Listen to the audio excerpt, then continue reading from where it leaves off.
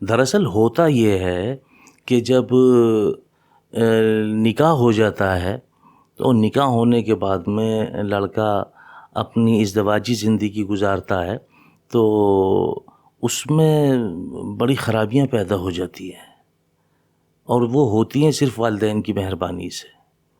کیونکہ بعض اوقات یہ ہوتا کہ والدین چاہتے ہیں کہ ہماری ہی منمانی چلے، لیکن اب ان کو چاہیے کہ لڑکا کو آپ نے خود مختار کر دیا ہے، لڑکا اپنے خود مختار ہو گیا ہے، اس کا نکاح ہوا ہے، اس کے نکاح میں جو اس کی زوجہ ہے اس کی کچھ ذمہ داریاں ہیں اس پہ، تو تھوڑا سا ان کو موقع ملنا چاہیے، ان کو موقع ملنا چاہیے، ان کو میں سمجھتا ہوں کہ کسی بھی معاملے میں ان کی رکاوٹ نہ ڈالنی چاہیے. رکاوٹ سے مراد یہ ہے، میں آپ سے خلاصہ کر دوں، مثال کے طور پہ آپ کی اپنی بیٹی ہے، آپ کے داماد کے ساتھ میں اپنے گھر اگر آتی ہے، وہ خوش ہوتی ہے، ہنستی ہوئی آتی ہے، تو آپ بڑے ماشاءاللہ سے شکرانہ ادا کرتے ہیں، بڑے خوش ہوتے ہیں، ماشاءاللہ ماشاءاللہ ہماری بیٹی جو ہے بھائی ماشاءاللہ بہت خوش نصیب ہے، اور داماد بھی بہت اچھا ہے. اور میں نے ابھی سنا اس کی ساس کچھ کہہ رہی تھی تو داماد صاحب آگے کھڑا ہو گیا، اس نے کہا کہ کیا کہہ رہے ہو آپ، مجھے بتاؤ اس سے کیا مطلب ہے. تو اس میں پتہ یہ چلا کہ بڑے خوش ہو رہے ہیں وہ. اچھا، یہ بیٹی کا مسئلہ تھا، اپنے شوہر کے ساتھ وہ آپ کے گھر ہنستی ہوئی آئی اور اس کے ساتھ میں بیٹھ کے کھانا بھی کھا رہی ہے ماشاءاللہ سے، تو آپ پورا گھر خوش ہو رہا ہے کہ ماشاءاللہ ہماری بچی کی زندگی جو بہت اچھی گزر رہی ہے. اگر اسی بچی کا بھائی اپنی بیوی کے ساتھ میں ہنستا بولتا ہے تو آپ کے لیے یہ بہت بڑی ایک تکلیف دہ بات ہو جاتی ہے. کیا ایسا نہیں ہوتا؟ آپ خود سمجھ لیجئے. خوب ہوتا ہے گھروں میں. آپ نہیں چاہتے کہ بیٹا اپنی بیوی کے ساتھ میں کھانا کھائے، بیٹا اپنی بیوی کے ساتھ میں ہنسے بولے.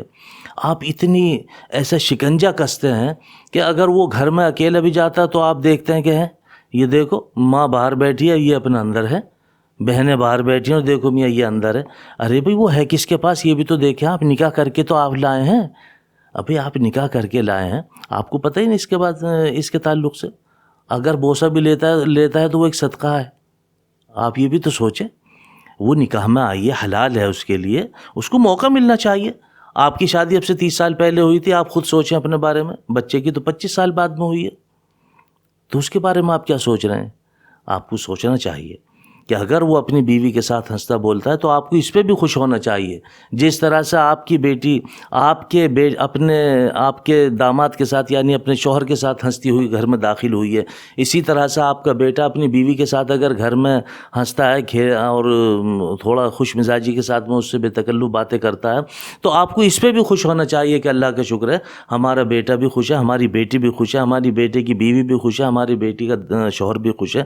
اگر آپ ایسے چلیں گے تو میں سمجھتا ہوں کہ گھر برباد ہونے سے بچ جائیں گے. ورنہ تو آپ کی یہ کشیدگی، آپ کا یہ چھوٹی سوچ، یہ گھروں کو برباد کر دیتی ہے.